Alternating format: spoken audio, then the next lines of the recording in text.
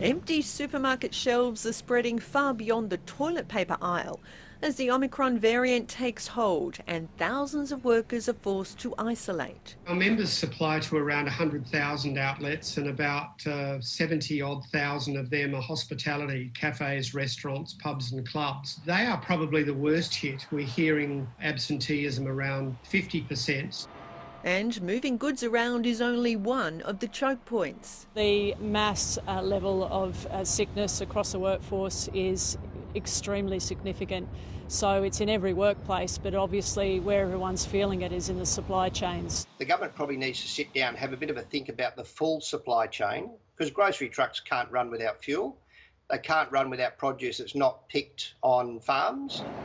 Workers in food and grocery production and distribution are able to avoid isolation if they are a close contact with no symptoms. Now there are calls for a wider range of industries to be included in those rules. We need to get those workers, if they don't have symptoms, if they test negative on day one, back to work, so that we can ensure that food gets to the most vulnerable in society. We understand that there is a proposal to water down health and safety rights for workers. This needs to be opposed by everyone in National Cabinet. That type of proposal should not be seeing the light of day. The challenge of COVID.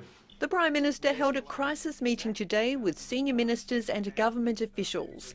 National Cabinet will meet tomorrow to confirm who should and shouldn't return to work. With so many cases appearing every day, and that expected to continue until its peak, this will have an obvious impact right across our supply chains.